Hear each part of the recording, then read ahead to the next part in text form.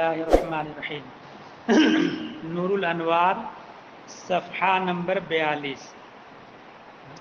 یہ کل بحث چل رہی تھی کہ اس پر چند مسائل کا استخراج کیا جاتا، یہاں تک کہ عورت پر جبر کیا جائے گا قبول کرنے پر۔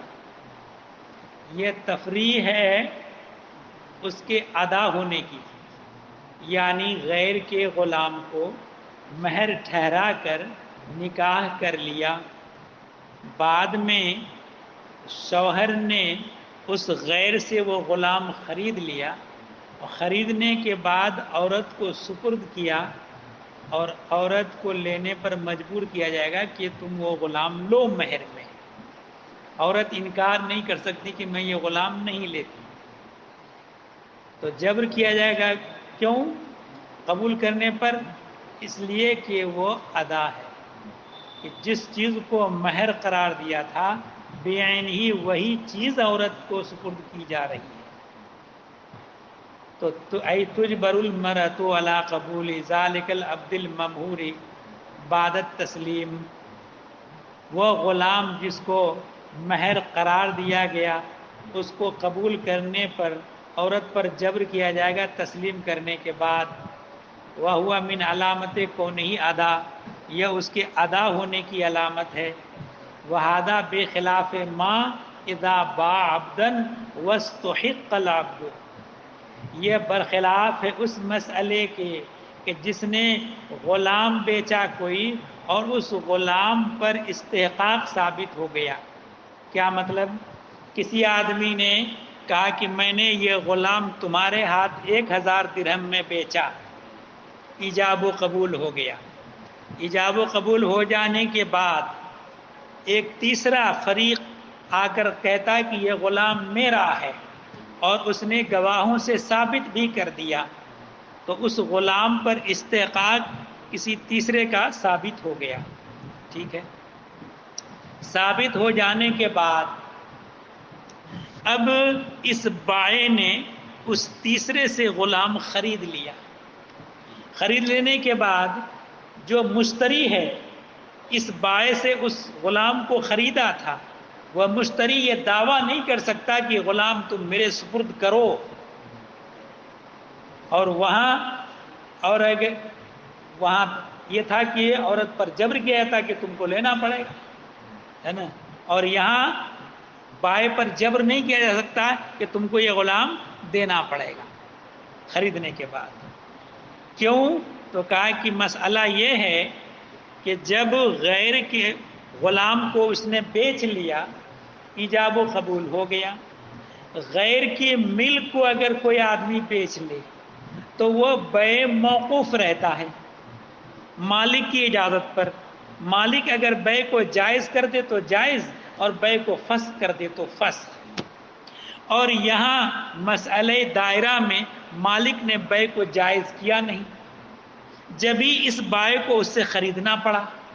بائع نے خرید لیا، تو جب اس نے بیع کو جائز نہیں کیا تو بیع فسخ، مشتری نے جو اس بائع سے خریدا بیع ختم ہو گیا، فسخ ہو گیا۔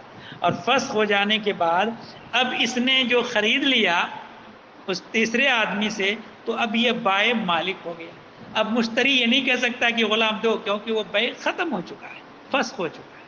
ٹھیک ہے، برخلاف نکاح کے کہ غیر کے غلام کو مہر ٹھہرا دیا، یا ایسی مطلقاً غلام کو مہر ٹھہرایا اور غیر نے دعویٰ کر دیا کہ غلام میرا ہے، پھر اس کے بعد اس نے وہ غلام اس غیر سے خرید لیا۔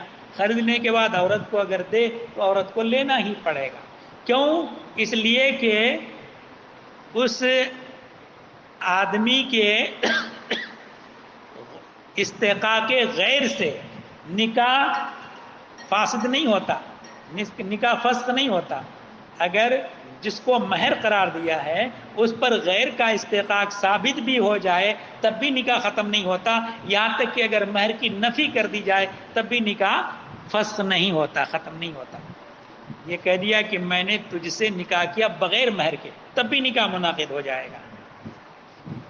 ایک بار دیکھیں، تو برخلاف اس صورت کے جب کسی نے بیچا غلام اور اس غلام پر استحقاق ثابت ہو گیا، مستحق بن گیا غلام کسی اور کے لیے، ثم اشتراہ البائع من المستحق، پھر بائع نے وہ غلام مستحق سے خرید لیا، حیث لا یجبر ولا تسلیم، تو بائع پر جبر نہیں کیا جائے گا مشتری کو سپرد کرنے پر، کہ مشتری کو تم سپرد کرو. کیوں؟ لأنه بالاستحقاق ظہر ان البیع کان موقوفا، استحقاق سے یہ ظاہر ہو گیا کہ یہ بیع موقوف تھا مالک کی اجازت پر. فَإِذَا لَمْ يُجِزْهُ، جب مالک نے بیع کو جائز نہیں قرار دیا، بطل وانفسخ، تو بیع باطل ہو گیا اور فسخ ہو گیا. برخلاف نکاح کے فإنه لا ينفسخ باستحقاق المہر ولا بانعدامه، کہ نکاح مہر پر استحقاق ہو جانے سے فسخ نہیں ہوتا اور نہ ہی مہر کی نفی کرنے سے فسخ ہوتا ہے. بات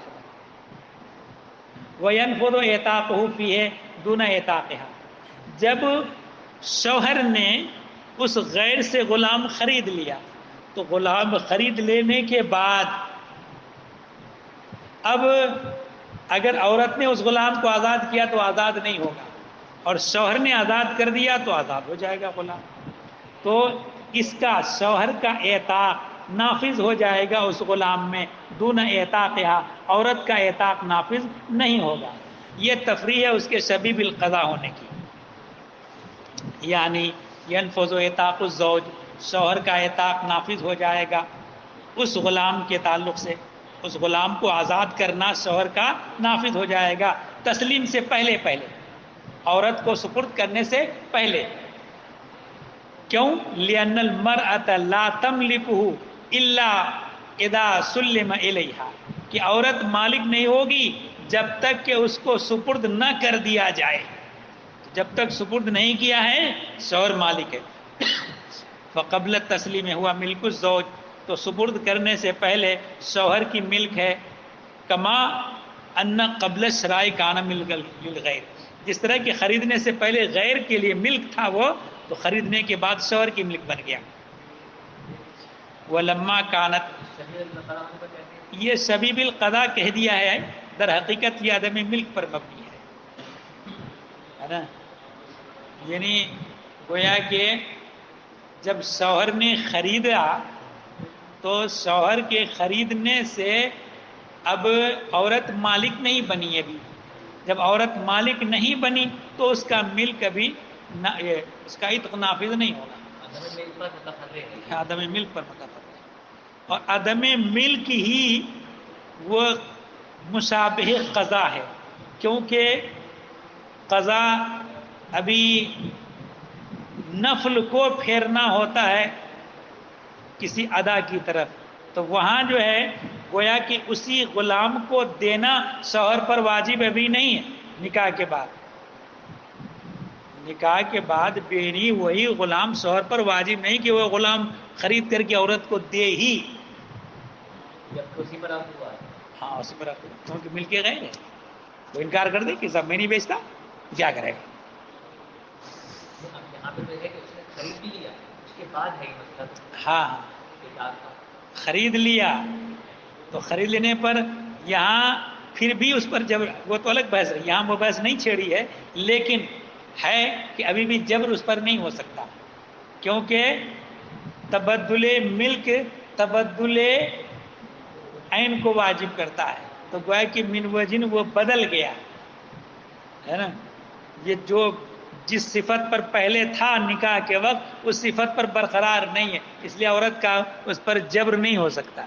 ہاں اگر مرد ادا کرے تو عورت پر جبر ہوگا کہ تمہیں لینا ہی پڑے گا، تم نے اسی غلام کے بدلے میں نکاح کیا ہے.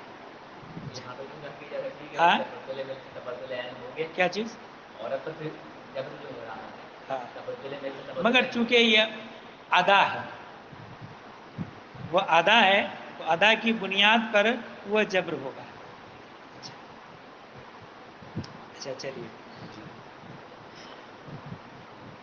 تو شرع سے پہلے غیر کا کے لیے ملک تھا. ولما کانت ذات العبد موجودتاً فی کلا الحالین.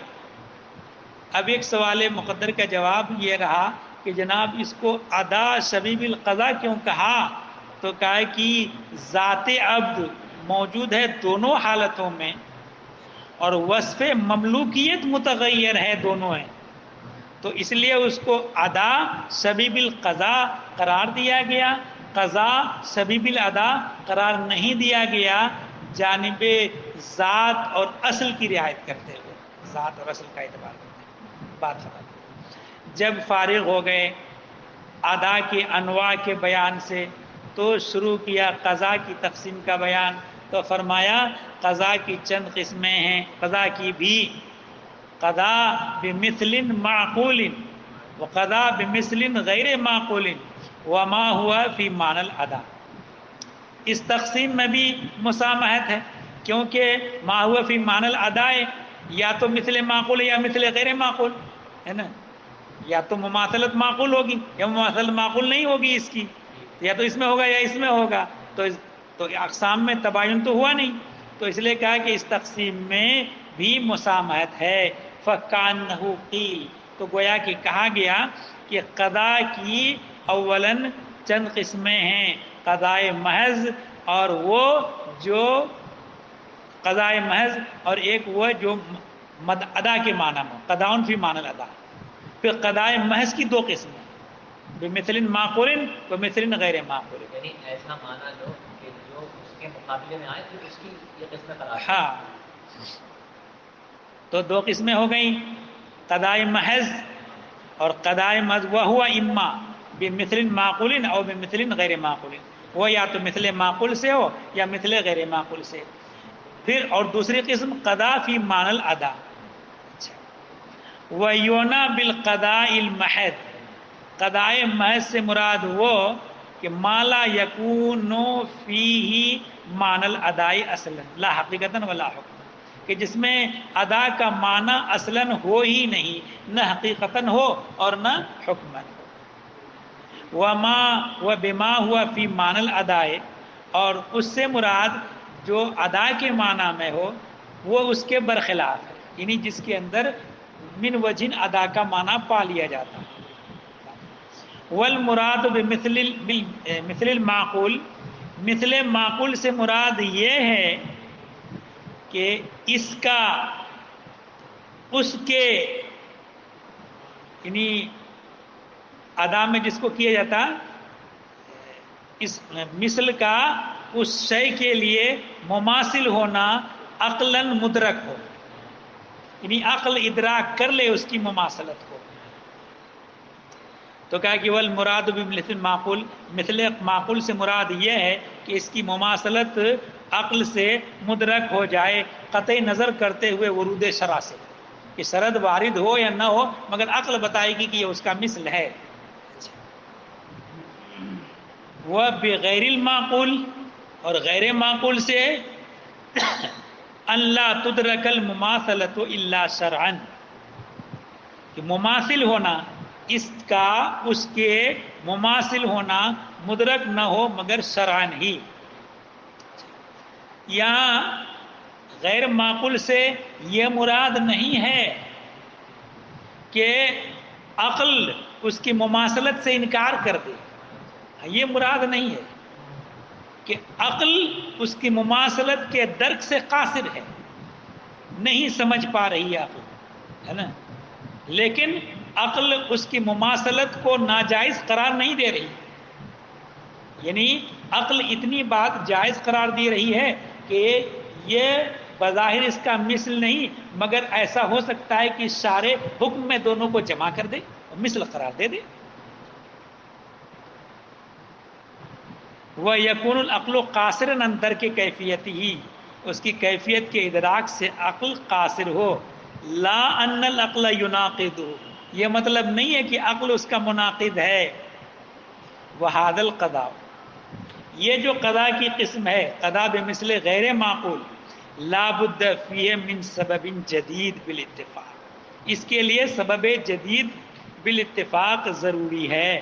یہ جو بتاتا ما سبق میں کہ جو موجب للادا ہے وہی موجب للقضا ہے، یہاں مراد وہاں یہ تھا کہ جو قضا بمثل معقول ہے اس کے لیے ہے، جو موجب للادا ہے وہی موجب للقضا ہے، لیکن جو مثل غیر معقول ہے وہ اس کے لیے سبب جدید ہی چاہیے سب کے نزدیک. وَإِنَّمَا الْخِلَافُ فِي الْقَضَاءِ بِمِثْلٍ مَعْقُولٍ، اختلاف قضا بمثل معقول میں ہے. ہاں بالکل غیر معقول تو ظاہر سی بات ہے. ہاں، جب شریعت جب تک کہے نہیں تو مثل ہونا ہی معلوم نہیں. جیسے کہ روزہ کی قضا روزے کے لیے، رمضان کے روزے چھوٹ گئے، اس کے لیے روزوں سے قضا کر رہی ہیں. ہادہ نذیر للقضاء بمثل معقول، یہ قضا بمثل معقول کی مثال و نظیر ہے. ای کا قضائی صومی للصوم، یعنی صوم کی قضا صوم کے لیے. تو یہاں کا صوم الف لام مضاف کے عوض میں ہے، گویا کہ یہ ہو گیا کا قضائی صوم للصوم. فإنه امر معقول، یہ امر معقول ہے. کیوں؟ لأن الواجب لا يسقط عن الذمة، واجب ذمے سے ساقط نہیں ہوتا الا بالادائی اور باسقاط صاحب الحق، جب تک کہ ادا نہ کر لے یا صاحب حق ساقط نہ کر دے. وما لم یوجد احدہما، ما مادہ ما کے معنی، جب تک ان دونوں میں سے کوئی ایک معلوم نہیں تو ذمے میں باقی رہے گا. والفدیتی لہو، اور روزے کے لیے فدیہ. ہادہ نذیر للقضاء بمثل غیر معقول، یہ قضا بمثل غیر معقول کی نظیر اور مثال ہے. یعنی کوئی بڈھا ہو جائے شیخ فانی، آئندہ امید صحت ہی نہ ہو، یا ایسا مرض لاحق ہو جائے کہ آئندہ امید صحت ہی نہیں، اور ایسی بیماری کے روزے پر قدرت نہیں، تو ایسی صورت میں وہ ہر روزے کے بدلے میں فدیہ دے. ایک نصف سا گیہوں، ایک صدقہ فطر کی مقدار. تو کہا کہ فدیہ اس کے لیے روزے کے لیے یہ نظیر ہے قضا بمثل غیر معقول کی. فإن الفدیۃ بمقابلۃ الصوم لا یدرکہ عقل، کہ فدیہ صوم کے مقابلے میں ہو تو عقل اس کے کو ادراک نہیں کر پا رہی ہے، اس کا مثل ہونا عقل کے نزدیک مدرک نہیں ہے. اذ لا مماثلۃ بینہما صورتاً دونوں کے درمیان مماثلت نہیں، ایک روزہ رکھنا ہے اور ایک گیہوں دینا ہے. وہو ظاہر، یہ تو بالکل ظاہر ہے کہ صورتاً مماثلت نہیں ہے. ولا معنن، اور نہیں معنن مماثلت ہے. کیسے؟ لأن صوم تجویع، کہ روزہ تو بھوکا رکھنا ہے اور فدیہ پیٹ بھرانا ہے، تو دونوں میں تو مباینت ہے. والفدیہ تو اشباع، فدیہ ہے سیر کرنا. وهذه الفدیۃ لکل یوم ونصف صاع من بر او دقیقۃ او سبیقۃ او زبیب او صاع من تمر او شعیر. یہ جو فدیہ ہے یہ ہر دن کے بدلے میں، ہر ایک روزے کے بدلے میں نصف سا گیہوں یا آٹا یا ستو یا کشمش یا ایک سا کھجور یا جو. اس زمانے میں کھجور سستا ہوگا اس لیے ایک سا رکھا گیا نہیں گیہوں کے مقابلے میں، ہے نا. شیخ فانی کے لیے جو کہ روزے سے عاجز ہو. دلیل لأجل قولہ تعالی، اللہ تعالیٰ کے اس قول کی وجہ سے وعلی الذین یطیقونہ فدیۃ طعام مسکین. اچھا، وہ لوگ جو طاقت نہیں رکھتے، کیا ہے ان کے اوپر؟ ان پر فدیہ ہے ایک مسکین کا کھانا. یہاں یطیقون وہ ہے، یطیقون کے معنی طاقت رکھنا، تو بظاہر معنی تو یہ ہو گیا علی الذین یطیقونہ، ان کے اوپر جو روزہ رکھنے کی طاقت رکھتے ہیں ان کے اوپر فدیہ دینا ہے. تو بتائے کہ دیکھیے یہاں آیت سے استدلال اس تقدیر پر ہے کہ کلمہ لا مقدر ہے، اور اس کی کئی نظیریں قرآن کریم میں موجود ہیں کہ کلمہ لا مقدر ہے. اب معنی ہو جائے گا لا یطیقونہ، کہ وہ لوگ جو روزہ رکھنے کی طاقت نہیں رکھتے ان کے اوپر فدیہ دینا ہے. ایک صورت. دوسری تقریر یہ کہ اس میں حمزہ ہو سلب کے لیے. سلب کے لیے ہونے کا مطلب کیا ہوا کہ فدا یفدی، فدیہ دینا، یہ ہو جائے ثلاثی مجرد سے، اس کو باب افعال میں لے جایا جائے تو باب افعال میں لے جانے کے بعد یہ جو خاصیتیں ہیں وہ کئی طرح ہیں، ان میں سے ہاں طاقت تو اس میں باب افعال میں لے گئے تو عطا ہے، سلب ماخذ ہو گیا. اچھا تادیہ تصیر ضرورت بلوغ مبالغہ اسی میں سے ایک جو ہے سلب ماخذ بھی ہے. تو یہاں حمزہ سے مراد اس کو باب افعال میں لے جانا، یہ سلب کے لیے ہو. تو اب کیا معنی ہو جائے گا کہ علی الذین یطیقونہ علی الذین یسلبون الطاقہ، کہ وہ جن کی طاقت سلب کر لی گئی ہے. ایسا اس میں تعویل جو کر رہے ہیں یا تو لا مقدر مان رہے ہیں یا حمزہ اس میں سلب ماخذ کے لیے مان رہے ہیں. کیوں؟ تاکہ شیخ فانی پر یہ دلالت کرے. وہ اما اذا حملت علی ظاہرہا، لیکن اگر یہ آیت اپنے ظاہر پر محمول ہو کہ لا بھی مقدر نہیں اور حمزہ اس میں سلب کے لیے بھی نہیں، اور ظاہر اس میں یہی ہے کہ حمزہ سلب کے لیے نہیں، کیونکہ حمزہ کا سلب کے لیے ہونا یہ سماعی ہے، اور یہ طاقت کے بارے میں مسموع نہیں ہے اہل عرب سے کہ وہ سلب ماخذ کے لیے مانتے ہیں، اس میں باب افعال میں لے جانا. تو جب ظاہر پر محمول ہو تو فہی منسوخۃ، اس آیت کا حکم منسوخ ہے. علامہ قیل، جیسا کہ کہا گیا ہے کہ ابتدائی اسلام میں کان المطیق مخیر، طاقت رکھنے والے کو خیار تھا، اختیار تھا اس بارے میں کہ روزہ رکھے یا فدیہ دے دے. اس میں ثم نسخ بدرجات، پھر چند مرتبوں میں روزے کے باب میں نسخ جاری ہوا ہے. پہلے سب سے پہلے ابتداءً عاشورہ کا روزہ فرض ہوا 10ویں محرم کا، پھر اس کے بعد ایام 20 کے روزے فرض کیے گئے تو عاشورہ کا روزہ کا حکم وجوب منسوخ ہو گیا. پھر ایام 20 کے روزے فرض رہے، ہاں 13 14 15 ہر مہینہ کی. پھر اس کے بعد رمضان کے روزے فرض کیے گئے تو ایام 20 کے روزے کی فرضیت منسوخ ہو گئی. اب ابتداءً جو روزے فرض کیے گئے رمضان کے تو اس صورت میں روزے کی نوعیت دوسری تھی. ایک تو یہ کہ خیار تھا کہ روزہ رکھ لے یا فدیہ دے دے، ٹھیک ہے.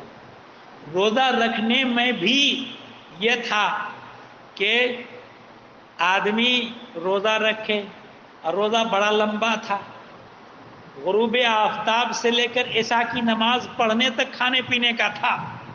اس کے بعد پھر روزہ شروع ہو گیا ہے نا، کب تک؟ دوسرے دن کے غروب آفتاب تک. پھر اس کے بعد کیا ہوا کہ اب رات کے روزے کا حکم منسوخ کر دیا گیا، صبح صادق سے لے کر کے غروب آفتاب تک روزہ کا حکم. یہ چند درجات میں اس میں نسخ جاری ہوا ہے. اب اس بات پر حکم مقرر ہو گیا ہے کہ صبح صادق سے لے کر کے غروب آفتاب تک. ہاں، اور ویسے ہی اس کا حکم بھی منسوخ ہو گیا کہ اب روزہ رکھنے اور فدیہ دینے میں خیار نہیں رہا، بلکہ اب روزہ رکھنا ہی کو بہتر قرار دے کر کے حکم یہ دے دیا گیا کہ روزے فرض کر دیے گئے. اگر یہاں سے مانے گی یا اپنے ظاہر پر محمول ہے تو پھر اس کے لیے احادیث سے ہاں اجماع سے ثابت ہے. اچھا، ایسے ہی تکبیرات عید کی قضا کرنا رکوع میں.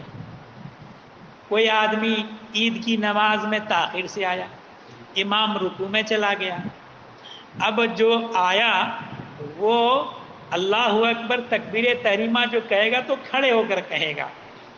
کھڑے ہو کر کہنے کے بعد اگر ظن غالب ہے کہ تینوں تکبیریں کھڑے ہو کر کہہ لیں گے اور رکوع میں چلے جائیں گے اور امام کو رکوع میں پا لیں گے تو کھڑے ہو کر کے تکبیریں کہہ لیں. اور اگر یہ ہے کہ اگر کھڑے ہو کر تکبیریں کہیں گے تو امام سر اٹھا لیں گے، رکعت نکل جائے گی. تو پھر ایک تکبیر کہتے ہوئے تکبیر تحریمہ کہے، دوسری تکبیر کہتے ہوئے رکوع میں جائے، اور رکوع میں جانے کے بعد رکوع میں ہی زائد تکبیریں کہہ لیں. تو اب رکوع میں جو تکبیر کہی اس نے، یہ تکبیرات جو ہیں یہ قضا ہیں اور شبیہ بالادا ہیں. ہذا نذیر للقضاء الذي هو شبیہ بالادا، یہ نظیر ہے، مثال ہے اس قضا کی جو مشابہ ادا ہے. یعنی ان من ادرک الامام فی صلاۃ العید فی الرکوع، جس نے امام کو پایا نماز عید میں رکوع کی حالت میں، وفاتت عنہ تکبیرات الواجبہ، اور تکبیرات واجبہ اس کی فوت ہو گئی، فإنه یکبر فی الرکوع عندنا، تو ہمارے نزدیک وہ رکوع ہی میں تکبیر کہہ لے گا بغیر رفع یدین کے۔ کیوں؟ لأن الرکوع فرض، رکوع فرض ہے، تکبیرات واجب ہیں، تو اس میں تکبیرات کی وجہ سے رکوع کو چھوڑا نہیں جائے گا۔ فَيُرَاعَى حَالُهُمَا، دونوں کے حال کی رعایت کی جائے گی، عَلَى حَسْبِ مَا يُمْكِنُ، اس طریقے پر جتنا کہ ممکن ہو سکے۔ اچھا، وَأَمَّا رَفْعُ الْيَدِ، لہذا ممکن یہ ہے کہ رکوع کر لیا جائے اور رکوع ہی میں تکبیریں کہہ لی جائیں۔ رہا رفع یدین تکبیرات میں یا گھٹنے پر ہاتھ رکھنا، تو کہا کہ دیکھو رکوع کا تقاضا ہے کہ گھٹنے پر ہاتھ رکھا جائے، تکبیرات کا تقاضا ہے کہ رفع یدین کیا جائے، تو اس صورت میں رفع یدین کرنا اور گھٹنے پر ہاتھ رکھنا یہ دونوں ہی سنت ہیں۔ تو اب جب دونوں سنت ہے، رکوع کی سنت کی اس کی سنت کے لیے، یعنی تکبیرات کی سنت کے لیے رکوع کی سنت کو چھوڑا نہیں جائے گا۔ تو کہا کہ وَأَمَّا رَفْعُ الْيَدِ فِي التَّكْبِيرَاتِ، تکبیرات میں دونوں ہاتھ اٹھانا اور گھٹنے پر رکھنا رکوع میں، دونوں کے دونوں سنت ہیں۔ وَلَا يُتْرَكُ أَحَدُهُمَا بِالْآخَرِ، ان میں سے ایک کو دوسرے کی وجہ سے ترک نہیں کیا جائے گا۔ لہذا جب رکوع میں ہے حقیقتاً تو رکوع کے تقاضے کو پورا کرتے ہوئے وہ گھٹنے پر ہاتھ رکھے گا۔ وَهَذَا قَضَاءٌ مِنْ حَيْثُ الذَّاتِ، یہ ذات کے اعتبار سے قضا ہے، لأن محلها القیام، اس لیے کہ تکبیرات کا محل قیام ہے رکوع سے پہلے۔ وقد فات، یہ فوت ہو گیا، لیکن شبیہ بالادا، لیکن ادا کے مشابہ ہے۔ کیوں؟ لأن الرکوع یشبہ القیام، رکوع مشابہ قیام ہے۔ کیوں مشابہ قیام ہے؟ لقیام النصف الاسفل علی حالہ، نصف اسفل اپنی حالت پر قائم رہنے کی وجہ سے، نصف اعلیٰ جھکا ہے، نصف اسفل ابھی اپنی جگہ پر قائم ہے۔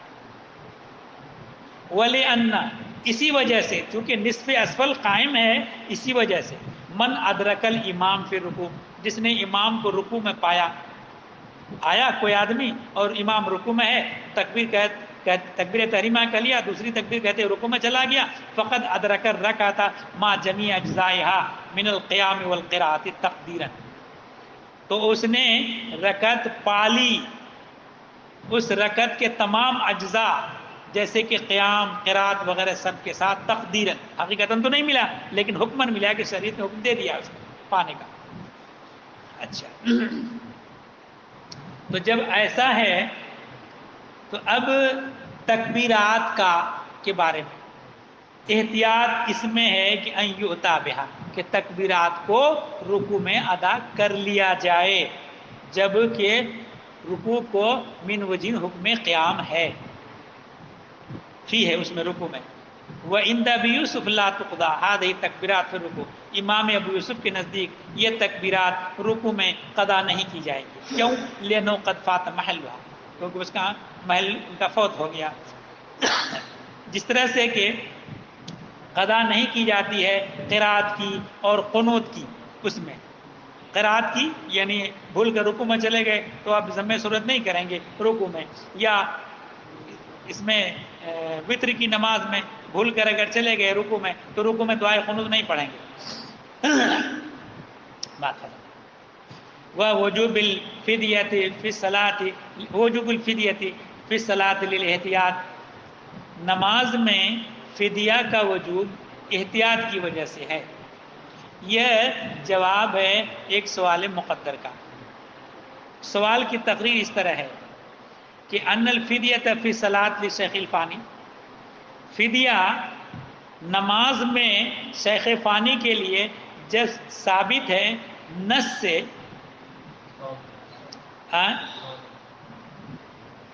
صلاۃ میں نے کہہ دیا، صوم، تو فدیہ کا حکم صوم میں شیخ فانی کے لیے ثابت ہے نص سے، اور نص غیر معقول سے۔ تو جب نص غیر معقول، ایک بات یاد رکھیے، حکم جب کوئی نص سے ثابت ہو اور اس جس چیز کے بارے میں حکم ثابت ہے اس کو مقیس علیہ بنائیں، دوسرے کو مقیس بنائیں، اور جو حکم یہاں ثابت کیا گیا حکم دوسرے کی طرف متعدی کریں تو متعدی کر سکتے ہیں، جبکہ یہاں جو حکم ثابت ہے نص سے وہ معدول عن القیاس نہ ہو۔ اگر یہاں حکم نص سے خود خلاف قیاس ثابت ہے تو بھی صورت میں اس حکم کا تعدیہ ادھر نہیں ہوگا، حکم متعدی قیاس نہیں کر سکتے۔ جب معاملہ ایسا ہے تو پھر ایسی صورت میں یہ جو فدیہ کا حکم صوم کے باب میں ہے نص سے ثابت ہے اور خلاف قیاس ہے، معدول عن القیاس ہے، کیونکہ عقل دونوں کی مماثلت کے درک کرنے سے قاصر ہے۔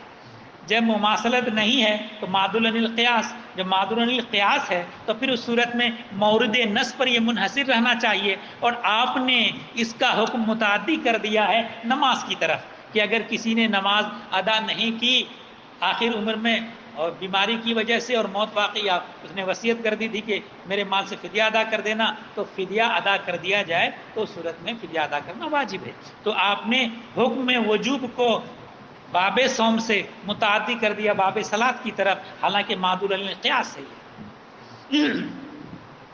ینبغی ان تقتصر علیہ، تو یہاں لازم یہ تھا کہ آپ اسی پر منحصر رکھتے، ولم تقیسوا علیہ من مات وعلیہ صلاۃ، قیاس نہ کرتے اس شخص کا جس کی موت ہو گئی اس حال میں کہ ان کے ذمے نمازیں باقی ہیں، ما انکم قلتم انہ اذا مات، ہاں یہ کہا کہ باوجود کہ آپ لوگوں نے اس بات کا قول کیا ہے کہ جب وہ مر جائے اور اس کے ذمے نمازیں باقی ہوں اور وہ وصیت کر دے فدیہ کی، تو وارث کے اوپر واجب ہے کہ ہر نماز کے بدلے میں اتنا فدیہ دے جتنا کہ ہر روزے کے بدلے میں فدیہ دیتا ہے، علی الاصح صحیح مذہب کے مطابق۔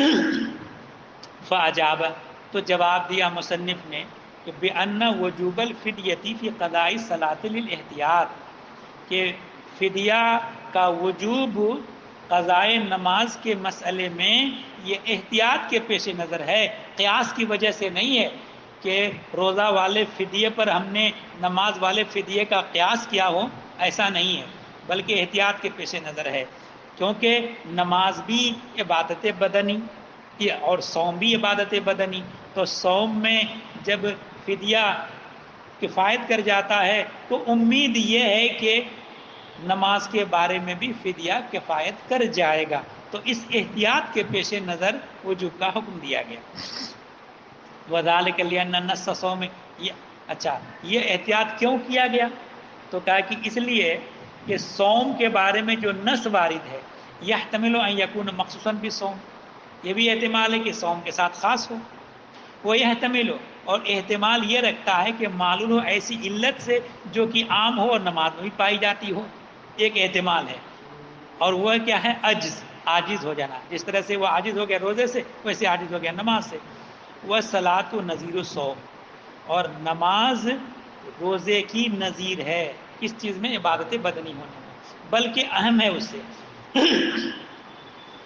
شان میں اور رفعت میں۔ فَأَمَرْنَا بِالْفِدْيَةِ عَنْ جانب الصلاۃ، تو ہم نے حکم دیا فدیہ کا نماز کی جانب سے۔ فَإِنْ كَفَتَنْهَا عِنْدَ اللَّهِ تَعَالَى فَبِهَا، اگر اللہ کے نزدیک وہ کافی ہو گیا تب تو بہت اچھا، وَإِلَّا فَلَهُ ثَوَابُ الصَّدَقَةِ، ورنہ تو صدقہ کا ثواب تو مل ہی جائے گا، محرومی تو ہے نہیں کسی جیسے۔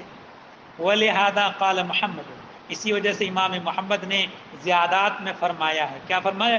تجزیہ انشاءاللہ تعالی، کفایت کر جائے گا اگر اللہ نے چاہا۔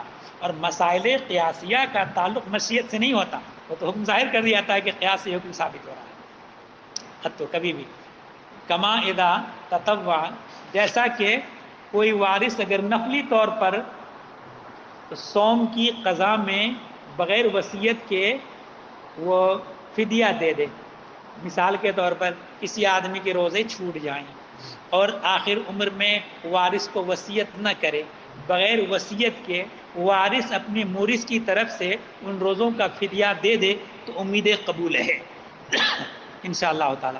فقدا ہادا، تو ایسے ہی یہاں